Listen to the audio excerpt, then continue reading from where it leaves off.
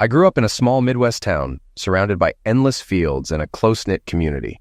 My childhood was a mix of ordinary days and extraordinary dreams. My parents, though not wealthy, instilled in me a sense of ambition and discipline. My dad was a veteran who shared stories of resilience, and my mom was a nurturing force who held our family together. High school was where I began shaping my identity. I excelled in math and science, dreaming of becoming an engineer. My best friend Jace and I spent countless hours sketching out imaginary machines and planning our futures. He was the bold one, always pushing boundaries, while I preferred the safety of clear rules and steady goals. After graduation, life took us in unexpected directions. Jace joined the military while I pursued engineering in college, but financial challenges and youthful mistakes led me to a crossroads, and I found myself enlisting as well. The Army became a crucible, forging me into someone stronger but also more guarded. By the time I returned home, I was a changed man. The innocence of my youth had been replaced by the weight of experience. I channeled my energy into education, eventually securing a job at GM where I met Sally. She was a light in my life, someone who brought color to the grayness that had settled over me. Together we built a life, a family, and a home, something I thought was unshakable. Awareness seeped back into me gradually, as though I were emerging from a thick fog. The dim glow of the basement workshop, filtering through the gap in the door, seemed to mirror my mood. Beyond the wooden divider, a racket sat firmly clamped in its vise, a remnant of my earlier work session. I could hear our youngest two kids playing and the Disney movie they were watching in the rec room. Sitting in my old chair, I glanced at the clock. I'd been there for over half an hour, lost in thought, trying to block out whatever I didn't want to hear. Dinner was done. Sally cleaned up while I headed to the basement to reglue some rackets for the fall racquetball leagues. I'd been playing for years, usually in the A bracket, and I took pride in my skills and fitness. At 6'2" and about 200 pounds, I kept in good shape despite the demands of my engineering job at GM. Our 7-year-old daughter, Jessie, followed me down to watch a movie with her younger sister, Allie. At this age, Allie always tagged along with Jessie. I couldn't help but wonder how things would change as Jessie grew up. Our 9-year-old son, Jason, was the oldest and usually retreated to his room to build model airplanes. I finished the handles on my 3 rackets and pulled the strings tighter, preparing for a potential mid-game break. Checking on the girls, I saw they were absorbed in Lady and the Tramp, so I decided to head upstairs. As I climbed the stairs, I overheard Sally talking on the phone. I briefly considered surprising her, setting the mood for later, even though we'd already shared some time together that morning. But when I peeked through the door, I heard Sally giggling. I froze. That laugh was different. Familiar, but unsettling. Then I heard her whisper, "Sure would like to try that thing again before the wart comes off." That strange comment triggered a memory from a conversation I'd had in a bar a couple of months ago. I suddenly felt dizzy and collapsed on the basement stairs, shutting the door behind me. Sally continued laughing, her voice dropping lower. I could catch only a few words. "Last time I was really on a roll. I can't wait." I didn't want her to know I was there, so I quietly retreated to my workshop, reflecting on the conversation. It reminded me of a night after a racquetball match when I had been at the bar with John and Craig. After discussing the game, the conversation shifted to women. I noticed that John and Craig seemed unusually interested in my marriage. Though they weren't trying to flirt, their probing questions made me uncomfortable, and I'd left early a few times to avoid the topic. That night, Craig was teasing John about his wife Mary, insisting he get a personal surgery. I assumed it was a vasectomy and mentioned that Sally had talked about having me get one, but we hadn't agreed yet. Craig kept smirking while John looked distressed. "Oh no, she wants him to remove the wart," Craig said, laughing. I was confused. "What's going on?" I asked. John blushed and explained he had a wart in a private spot. He'd seen it grow over the years, and now Mary wanted it removed.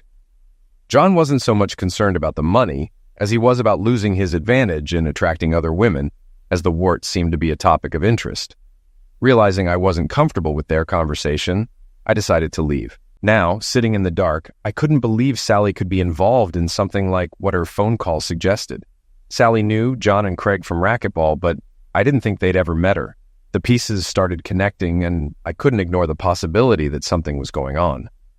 Sweating, I hoped there was a logical explanation, but Debbie, Sally's boss, was clearly involved.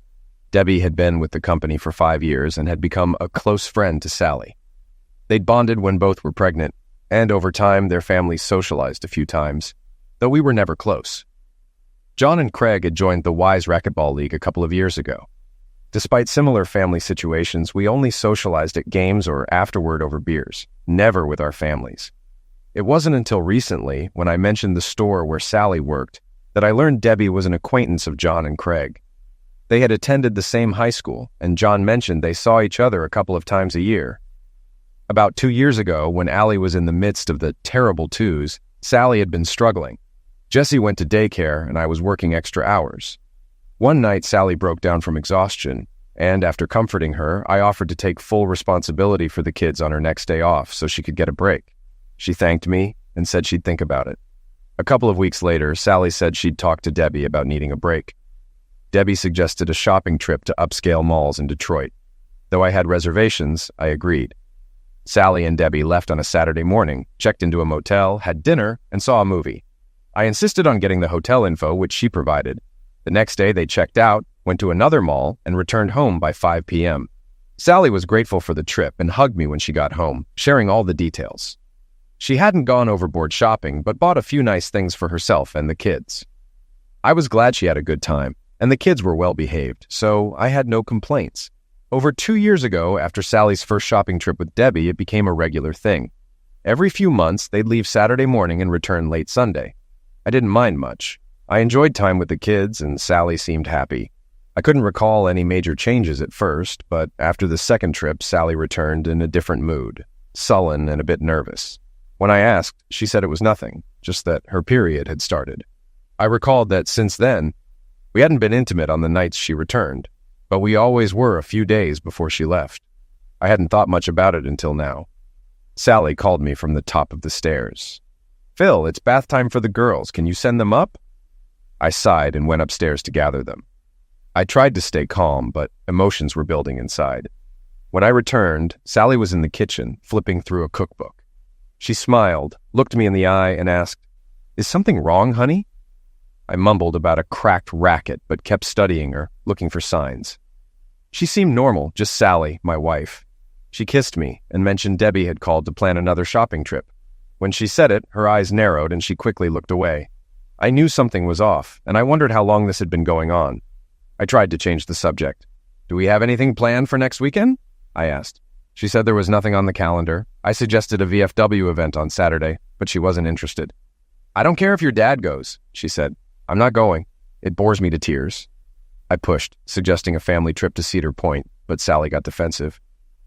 "We just took the kids to Mackinac Island. What's gotten into you, Phil? You've never minded me shopping before." I grew frustrated and said, "Never mind. I just thought we could do something together." She walked away, saying, "You and Debbie are having fun. I'll go check on the kids." That night, I pretended to sleep, but I couldn't stop thinking. I heard Sally come to bed and whisper my name, but I stayed still. Eventually, she rolled away and I lay awake, reflecting on everything. I thought about my childhood, growing up just a few miles from where we live now. I had a normal, middle-class family, my parents and older sister. My best friend Jace lived a block away. We were inseparable. He was the outgoing, life-of-the-party type, and I was quieter, more thoughtful. We spent our youth playing sports, chasing girls, and in the end, both lost our virginity before prom. In high school, I started taking drafting classes and decided to become an engineer. Jace wasn't sure what he wanted, but we both enrolled in community college. After my first year, I had a big mistake. I got arrested for drunk driving after a party and spent the night in jail. My parents bailed me out and they were furious. After everything, I spent all my savings on fines, court fees, and lost my driver's license for a year. For the rest of the semester, I rode my moped, giving Jace rides. Eventually, I gave up on school. It felt pointless without a license or money. The next year, I enlisted in the Army, hoping my drafting skills would land me an engineering job and keep me out of Vietnam. The recruiter lied, of course. Jace decided to join me, and we enlisted as buddies, guaranteed to train together. Basic training was tough but manageable. During aptitude tests, the Army decided we'd make good fire control specialists, which meant operating a high-tech calculator to help artillery hit targets. Afterward, we were sent to Fort Sill for more training. It wasn't great, but Jace and I had fun. A few weeks before graduation, we received orders for Vietnam. After a short break at home, we flew to I Corps in Vietnam, where we were assigned to Battery A, 2nd Battalion, 11th Artillery. It was November 1969, and Nixon was reducing troop numbers. For the first few months, there wasn't much combat, just a lot of flying and some occasional raids. The highlight of our tour was a wild vacation in Bangkok. Then, our unit was sent to a remote hill in the jungle, and things took a dark turn. 4 months later, I came home on a stretcher, and Jace was dead. I was mentally and physically broken. I spent weeks in the hospital and months in rehab. After being declared almost fit for duty, I returned to Fort Sill as an assistant instructor. I enrolled in college courses to keep busy, avoiding social interactions. After a year, I applied for early release from the Army and was accepted into an engineering program at a local university. I moved back in with my parents and lived on savings, education benefits, and a part-time job. I was a classic shell-shocked Vietnam vet, bitter, withdrawn, and struggling with my experiences. I grew a beard, wore old clothes, and kept to myself. I saw a therapist occasionally, but didn't feel it helped much. I visited Jace's parents regularly to talk about him. It was the least I could do. One day, while studying in the campus center, a woman approached and asked if she could sit with me. She had striking red hair and a pale complexion. I was immediately struck by her, but when she asked if I was a Vietnam vet, I flinched. I said yes, but left it at that. She mentioned her dad was a Korean War vet, and I relaxed a bit. We talked for a while until she had to leave for class. A couple of days later, she returned and asked if she could sit with me again. This time I was more composed, and we chatted like old friends. Eventually, she realized she didn't know my name, so I introduced myself. "Phil Robinson," I said. "Sally Baxter," she replied, laughing. And just like that, I met Sally. It turned out that Sally and I had long breaks between classes on Mondays, Wednesdays, and Fridays. Over the next few weeks, we spent most of those breaks together. She shared almost everything about her life, family, friends, career plans, and I was fascinated by her outgoing social personality. She reminded me a lot of Jace. I told her about my family and classes, but avoided talking about the Army. I preferred to listen to her. Her voice could have read me the phone book, and I'd still be interested. Slowly, I started taking better care of myself, shaving, getting a haircut, and dressing better. My mom noticed and teased me, but she was clearly happy for me. A few weeks in, I finally asked her out. She agreed right away, but warned, "My dad can be tough on guys who ask me out." I told her, "If dating you means dealing with your dad, it's worth it." She blushed and called me a flatterer. That Friday, I knocked on her door and was greeted by her mother, Emily, who welcomed me warmly. Before I could say anything, she called, "Jack, Sally's beau is here." Emily introduced herself and we shook hands. Soon, Sally's father, Jack, appeared. He was big, about my height, but much heavier, and his presence was imposing. He shook my hand firmly and invited me into the family room. As we sat, I noticed military memorabilia, including a Marine Corps flag and an M1 Garand rifle displayed proudly above the fireplace. Jack, a Korean War veteran, mentioned his service and injuries, and I briefly shared that I was a Vietnam vet. We talked about military history, and Jack seemed skeptical, even dismissive of my role. He muttered about Vietnamization and the end of the war, but Emily tried to steer the conversation away from politics. Sally entered, and we quickly shifted topics to school. After a while, we said our goodbyes, and I took Sally out to dinner and a movie. The evening was mostly a blur, as I was so focused on her. We held hands, sitting so close that our heads almost touched. Afterward, we stopped by a bar for a drink, and I walked her to the door. I hesitated, unsure whether to kiss her, but she reached up, wrapped her arms around my neck, and whispered, "Thank you for a wonderful evening." Time seemed to stop as I looked into her eyes, realizing I had fallen in love with her. I kissed her gently, and from that moment on, we shared intimate moments like that, holding each other close, unable to hide our feelings. The next day, I called Sally, and we talked for an hour. We quickly made plans for another date, and just like that, we became exclusive. A few weeks later, when I mentioned booking a motel room for the weekend, she blushed, but smiled and nodded. The evening was everything I hoped for, though there were a few awkward moments when she noticed the scars from Vietnam. I reassured her that I was fine. I whispered, "Sally, I love you. I can't help it." She pulled back, tears in her eyes, and smiled. "I love you too, Phil. I never knew it could be like this." Relieved, I kissed her nose and said, "I want to do this again and again." That night was perfect. For the first time since losing Jace, I felt at peace. We talked about our future, marriage, kids, where to live. Sally was graduating soon, and I would follow a year later. We decided she'd work after graduation, and we'd marry when I finished school. In the meantime, I rented an apartment so we could be together, A week later, I introduced Sally to my parents. They hit it off right away, and my mom later told me she loved Sally for how she brought me out of my shell. I was happy again, smiling constantly, even to the point that my therapist kicked me out, telling me I didn't need his help anymore. Sally's father, Jack, and I had a tense relationship. He was protective, especially when we discussed living together before marriage. But things changed when Jack invited me over for a private conversation. After some small talk, Jack mentioned Sally had told him about my scars. I felt uncomfortable, but Jack understood. We briefly discussed my time in Vietnam, and I told him I had been at Ripcord in the summer of '70. To my surprise, Jack knew about it. After that, he treated me like family. Things moved quickly after that. Sally graduated with honors, got a job, and spent more time with me. Her parents, however, thought she should move in with me permanently. I graduated on time, got a job at General Motors, and 2 months later, we got married.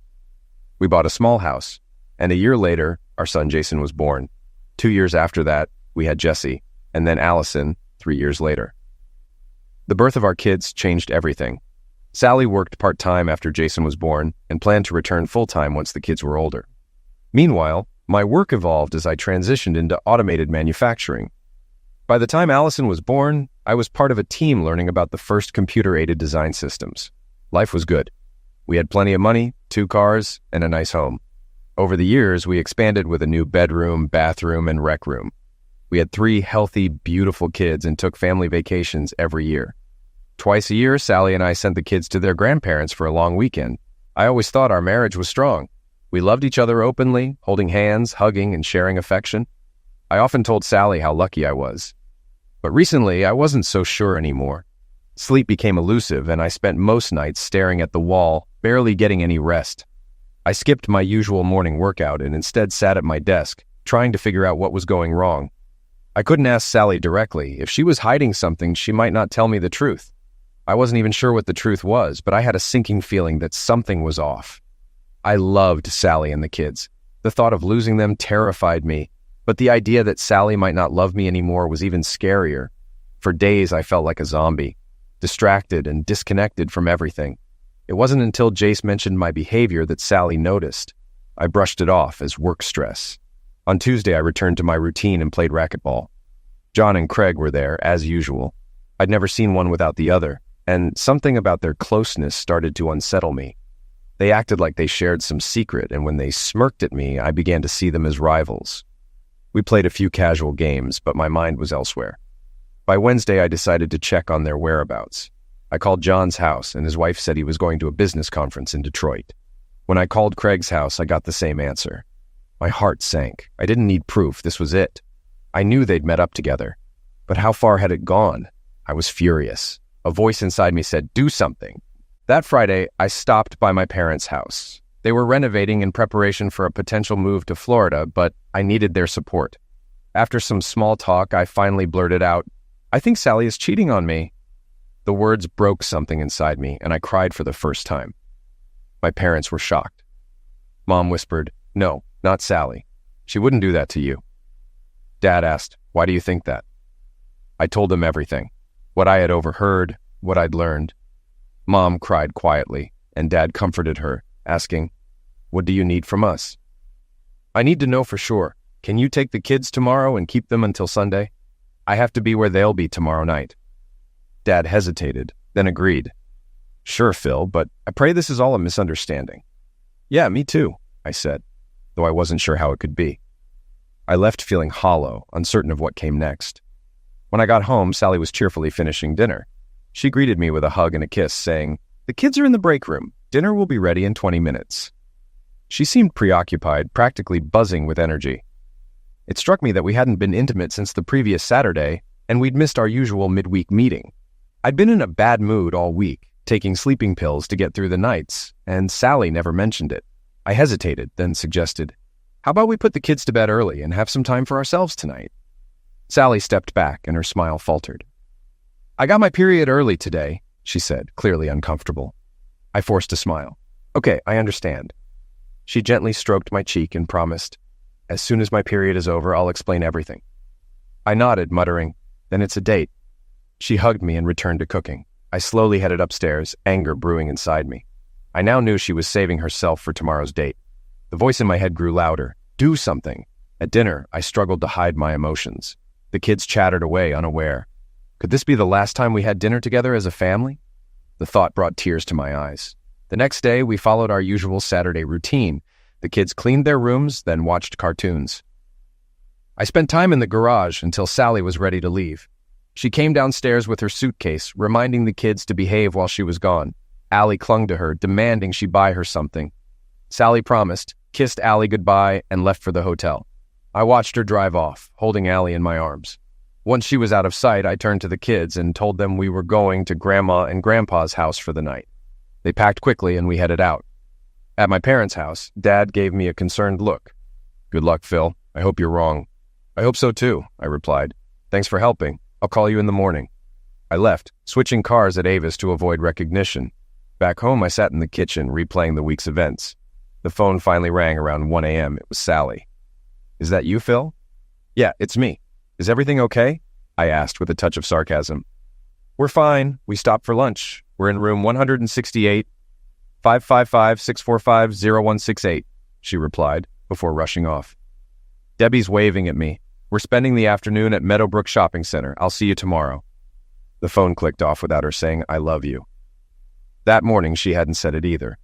I dialed the Red Roof Inn, confirming Sally had checked in. I decided I wouldn't call her room. I'd see her later. I hung up, then dialed again. I called the Red Roof Inn again, asking if John Harrison was registered. They confirmed he was, but hadn't checked in yet. I said I'd call back later and hung up, trying to control the rising anger that felt like it could explode at any moment. I went into the workshop, unlocked the tool cabinet, and stood staring at my dad's old rifle. I thought about taking one with me, but the idea of never seeing my kids again stopped me. Instead, I grabbed a beat-up shoebox from the drawer and pulled out a sea knife I'd bought in Bangkok. I strapped it to my calf, then gathered a few things, driving gloves, water, candy bars, and headed out at 2 p.m. for the 90-mile drive to Rochester Hills. I parked near the Red Roof Inn by room 168, but didn't see Sally's car. I waited, thinking about her and the kids. Around 5, I saw John and Craig arrive in a red pickup, laughing and unloading bags. They went into a nearby room, and after about 45 minutes, they left. I followed them to Tupper's Pub, where I parked on the street and waited. Soon, I spotted Sally's car and parked so I could see both it and the truck. I debated going inside, but stayed in the car, listening to country songs that matched my mood. At 9 p.m., the 4 of them finally left, laughing and holding hands. I decided to beat them back to the hotel. I parked, and 10 minutes later, they pulled in. I watched them outside, talking and laughing under the light by room 1. John tossed a coin, and Craig kissed Sally. Debbie grabbed John's hand, and they all went into different rooms, still laughing. My mind raced. Was this some kind of game? The pain hit hard, and the voice in my head screamed, do something. I couldn't undo what had happened. 10 years of marriage, a family all ruined. What good would confronting them do now? At least I'd know the truth. Then John came out of Debbie's room holding a beer, dressed in boxer shorts. He walked over to Sally's room and knocked. A few minutes later, Craig came out of Debbie's room, no shirt or shoes. They talked briefly before high-fiving each other. John went into Sally's room and Craig went back to Debbie's. Suddenly, it hit me. I'd completely lost control. A voice screamed in my head, do something now! I felt a surge of madness. Unable to stop, I put on my driving gloves, got out of the car, and walked straight to room 168. I covered the peephole with my thumb and knocked twice. As the door began to open and John said, what the hell, Craig? I threw a punch, kicking him with all my anger. John stumbled back and fell to the floor, hands over his face. I noticed the disarray in the room, the overturned bed, the bathroom door slightly ajar, and the shower running. I unsheathed my knife and tapped it against John's nose. His eyes widened in fear. How long, John? How long has this been going on? Don't lie to me, I said coldly.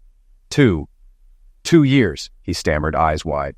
Joining the same racquetball league wasn't a coincidence? No, he whispered, closing his eyes in pain. I leaned in. You're sick, John. Look at me. I paused.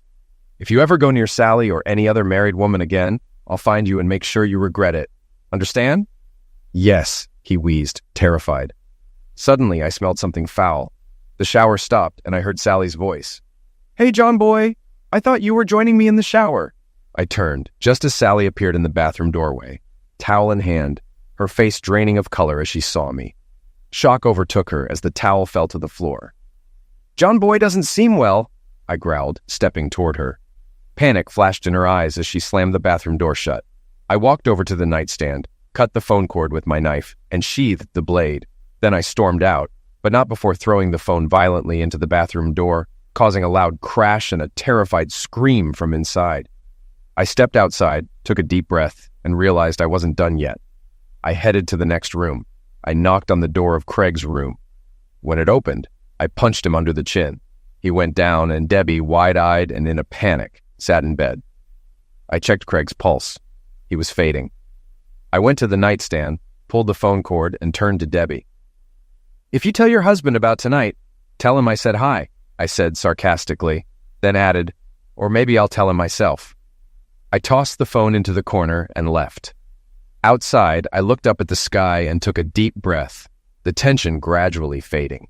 The voice in my head was silent now. Everything was done. It was time to move on with my life. As I made my way to the car, my phone rang. Annoyed, I answered. "Yeah?" "Phil, it's Jack," came the voice on the other end. "What's going on?" I asked, my tone uninterested. "Sally's at the house crying. She says she's afraid to go home." I glanced at the clock, almost 1 p.m., nearly 14 hours since I'd left Rochester Hills. "I don't know what I could have done," I muttered, feeling confused. "She says you hurt Debbie's friends badly last night." "Hurt them? They're lucky I didn't eliminated them," I shot back sarcastically. "What the hell? That's not like you," Jack responded, clearly shocked. I paused for a moment, then asked, "Did Sally tell you where the fight happened? She mentioned it was outside a restaurant in Rochester Hills." "So she's trying to avoid it?" Jack replied, his tone sharp. "Well, with her family and history." I trailed off. "Sally's your daughter, so I guess it must be true," I said slowly, sensing Jack was processing everything. "Phil, I'm bringing Sally home. We need to talk," Jack said. "No problem," I replied. "I'm not going anywhere." Jack hung up, but I heard Sally in the background. "No, Dad, no." I sighed. She's not making this easy, I thought. I was sitting at the kitchen table, drinking my second beer and looking through old photos when Jack and Sally arrived. Sally clung to Jack's arm, pulling him toward the door. "Please, Dad, let us talk. Phil and I need some time alone." Sally was makeup-free, her hair loose, eyes red and swollen, shaking like a nervous wreck. She wouldn't look at me, trying to guide Jack back toward the door, but he sat down at the table, his eyes darting between me and the KA knife beside my beer. "Okay, Phil, what's going on?" Jack asked, his voice tight. I looked at Sally and mockingly said, "Yes, Sally, tell your dad what's going on." She snapped, "Shut up, Phil, you and I can work this out." Her commanding voice didn't match the pleading in her eyes. I was furious. The idea that she thought we could fix this alone, or that she could manipulate me, pushed me further. I was determined to be as honest as she was dishonest. I turned to Jack. "Sally and her boss Debbie have a couple of girlfriends they go out with when they're out of town." "I found out, and didn't take it well." I paused, then added, "I might have been a little more polite than she deserved." Sally sighed, sitting down, her face dropping. Jack looked at me in disbelief. "No, Phil, Sally wouldn't do that. I don't believe you." "Enough, Phil," Jack snapped, his anger rising. "You're being cruel." I stared at him, then shot back. "Cruel? You would have seen what I saw last night, another man's footprints in her hotel room." I said it flatly. Jack's eyes flicked to Sally, and her panicked expression made it clear I was telling the truth. Jack slumped in his chair, his face crumpling as he covered it with his hands, whispering, "Oh, God." Sally's face turned pale. "Please, Dad, don't tell Mom. We can work this out, can't we? Please, Phil," she begged. I said nothing, just sifted through the old photos, lost in the pain of the past. After a few minutes, Jack straightened up, wiped his eyes, and asked, "What are you going to do, Phil?" He looked at Sally, whose tears hadn't stopped. I thought for a moment, then said, "I never told either of you about Vietnam or Ripcord." I sighed. "Hell, I never told anyone about Ripcord, not even my therapist." I waved at the pile of photos on the table. "Isn't it funny, Jack? Your generation proudly displays their war medals, while mine hides its memories in shoeboxes, locked away." I picked up an old, faded photo of 2 young soldiers in jungle uniforms, smiling like it was some casual outing. "Jace and I were dropped at Ripcord in May 1971. It was just another base in our rotation. set up tools, supported the troops, and moved on. I paused, looking at Jack. But this time, it was different. We were stationed on a remote ridge near the Laos border, overlooking the A Shau Valley. It was a bad place for the U.S. military. Previous battles there had cost many lives. The Ripcord base was meant to support 4 battalions of the 101st Airborne, trying to stop the NVA from pushing down the Ho Chi Minh Trail. I shook my head. What a joke. The base had our 155 battery, a mortar platoon, and a company of infantry. We had 2 helicopter pads and a few other basic units. Maybe 400 men at most. The whole base was underground, bunkers, trenches, tunnels. We didn't know until later that we were surrounded by 12,000 NVA soldiers. I met Jack's eyes. Does that remind you of anything, Jack? Like your Marines at Chosin Reservoir? Jack nodded slowly, lost in thought. After a moment of silence, I spoke. The first few weeks weren't so bad for us, I said. But for those dropped into combat positions on the hills, it was hell. Helicopters were in and out from dawn till dusk. We only took occasional sniper or automatic fire, but the incoming anti-aircraft fire grew stronger. I looked at Jack, then continued. On July 1st, everything changed. Just after 7 a.m., we took our first mortar fire. For the next week, the NVA bombarded us with 30 shells a day from 60 and 81 mm mortars. Then they started using 120 mm mortars, new weapons that had never been outside the DMZ. The worst part, I said, my voice trailing off, was that you couldn't always hear the shells coming. The wind, helicopters, and artillery fire made it hard to tell. One day, I was running from the mess hall to the bunker when a mortar blast knocked me down. I got to the bunker and Jace, looking up, said, "Damn, Phil, you're bleeding." I smiled weakly at the memory. I'd forgotten my body armor that day. Never again, I added with a sigh. The shrapnel shot me under my right shoulder blade. They evacuated me to Camp Evans to have it removed. It wasn't serious, but they kept me for a couple of days for a concussion. By the time I returned to Ripcord, we were taking 80 shells a day. It got heavier. Mortars, rocket-propelled grenades, recoilless tools. We were losing more men every day. Our tools were firing nonstop. We were using so much ammo the batteries ran out in hours.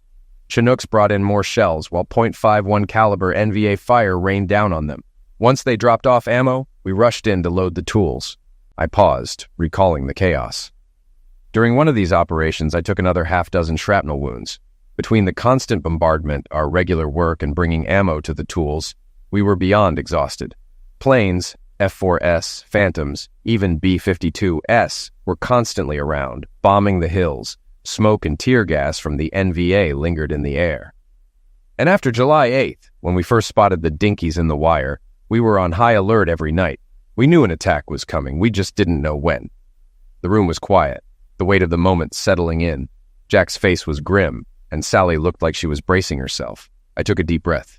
As the shelling continued, we started taking serious casualties. Morale was plummeting. We felt abandoned. Before it was over, I said quietly, we lost over 500 men, dead and wounded. I was assigned to carry body bags to the helipad for evacuation. I looked at Jack, my eyes filling. On July 18th, the worst thing happened.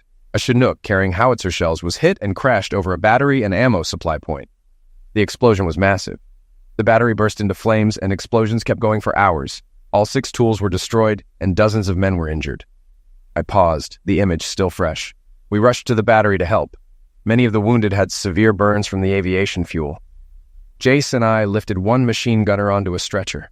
When I grabbed his arm, the skin came off in my hand. The smell of burning flesh. I'll never forget it. Jack nodded gravely, his face filled with grief. Sally looked horrified as I spoke. I wiped my eyes and pressed on. We all knew this position wouldn't hold, but the brass didn't care. They saw it as a chance to hit the enemy.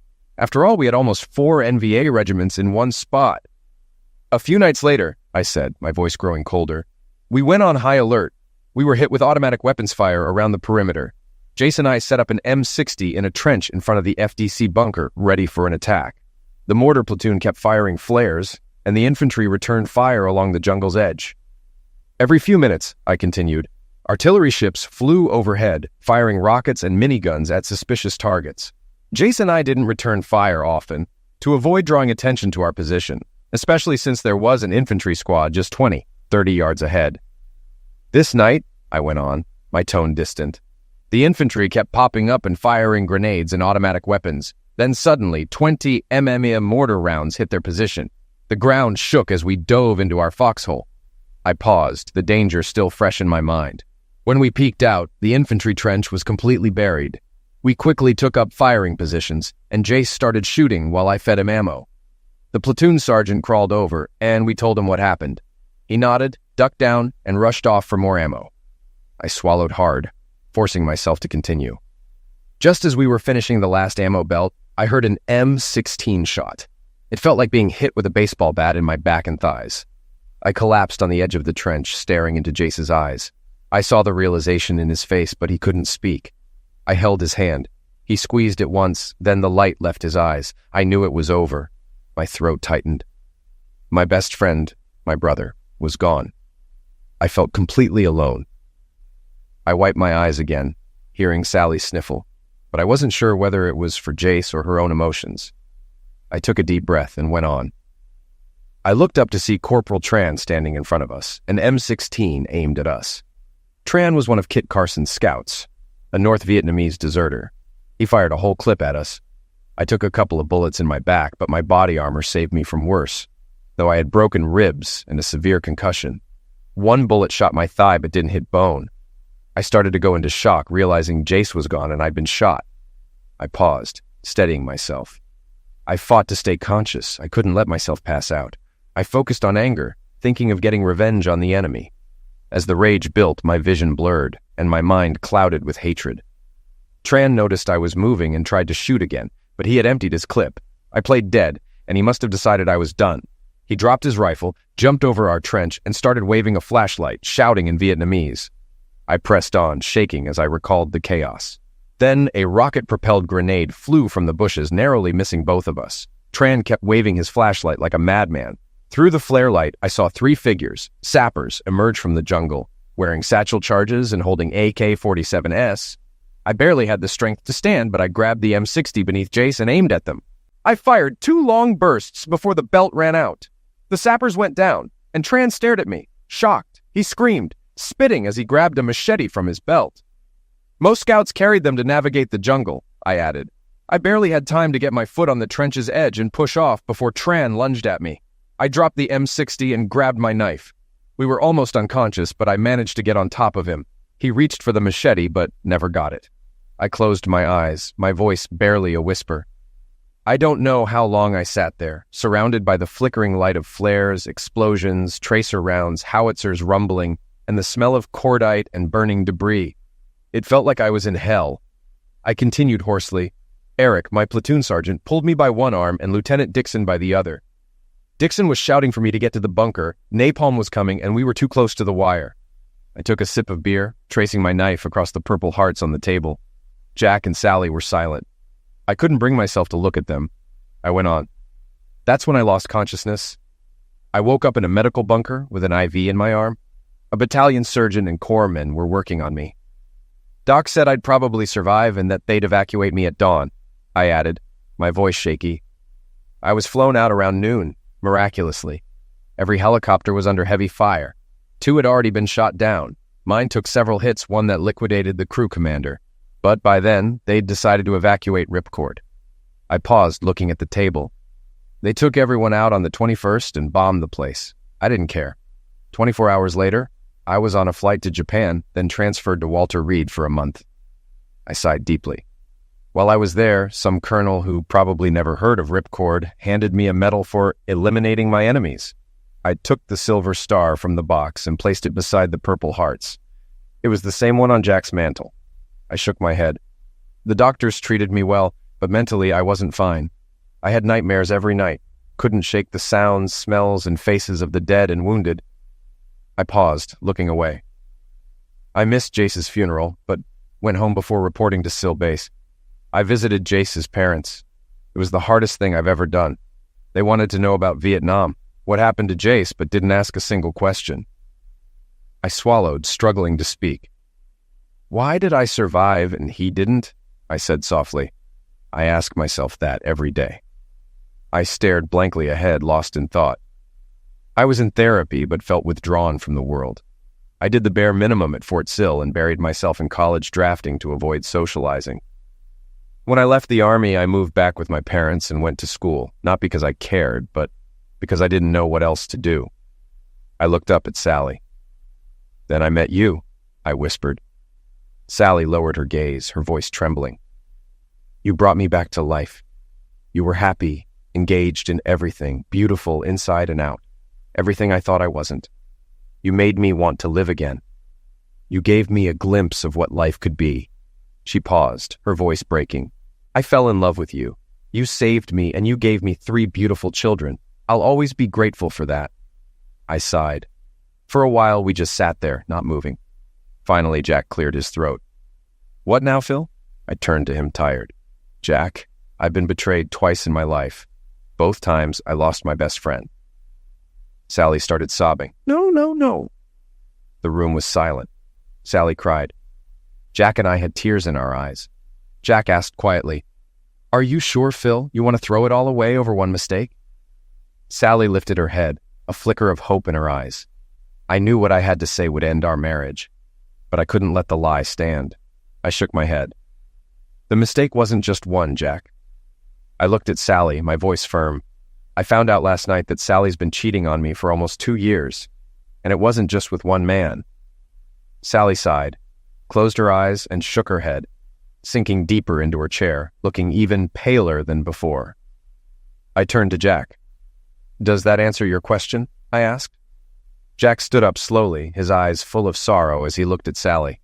"You're my daughter, and I should love you, but I've lost all respect for you, your actions."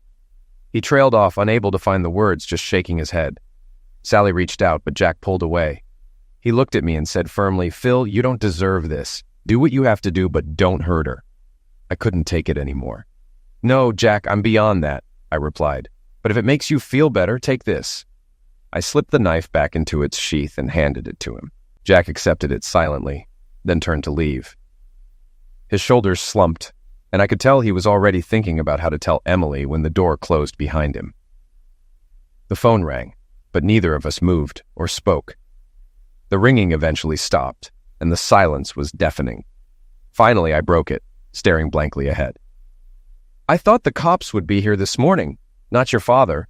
Sally flinched and stumbled over her words. "Debbie and I told them to say we were attacked outside the bar. We hoped if they kept quiet, you wouldn't call their wives." I processed this, realizing I was free. There was no way their story would hold up. For a moment, I felt a weight lift off my shoulders, but then I remembered everything was falling apart around me. "So, where are they now?" I asked flatly. Sally cleared her throat, fidgeting in her chair. "They're still in the hospital, under observation. You hurt them badly. John has a broken nose, cheekbone, and ribs. Craig has a dislocated jaw, broken teeth, and a concussion." I replied bluntly, "Don't forget their balls, Sally." Fear filled her eyes. "No, no, you really hurt them." She paused, then added, "I didn't know you were so cruel, Phil. Did you have to do that?" I stared at her, incredulous. "You're defending those fools?" I said sarcastically. Before she could respond, the phone rang again. "You should answer it," I said, heading to the bathroom. "It's probably for you." I washed my face, looking at myself in the mirror. My eyes were red and puffy. I looked as worn down as I felt. It had been a sleepless night. Back in the kitchen, Sally was standing there, staring at the phone. Slowly, she hung it up and collapsed into a chair. When I sat back down, she spoke, her voice distant. "Did you have to tell Debbie's husband?" I shrugged. "Why shouldn't I? He already called John and Craig's wives and kicked Debbie out. She's going to need a lawyer if she wants to see her daughter." Sally started crying again. "Crap, crap, crap." Through her tears, she looked up at me. "And she fired me. Said it was all my fault."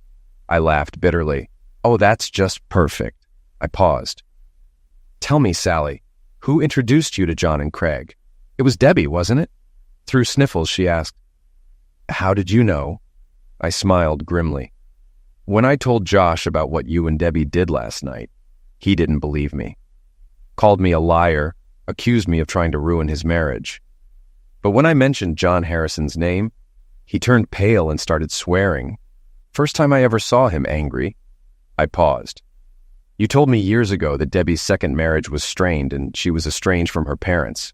Well, she has a sister upstate she doesn't talk to either. I took a breath. About a year ago, Josh was auditing a company and met Sarah, Debbie's sister. They hit it off, and one night, Sarah invited him to dinner with her husband, Dave. Sarah had a story to tell. I looked at Sally, whose face had gone white with shock. Turns out Dave was Debbie's first husband. She cheated on him throughout their marriage. He found out, kicked her out, and filed for divorce. I stopped, watching Sally's reaction. Debbie never told Josh any of this. And guess who she had an affair with during her first marriage? That's right, John Harrison. Sally froze. I continued. When I mentioned John's name, Josh put the pieces together and realized Debbie had been doing the same thing to him that you did to me. No wonder he threw her out. I took a deep breath.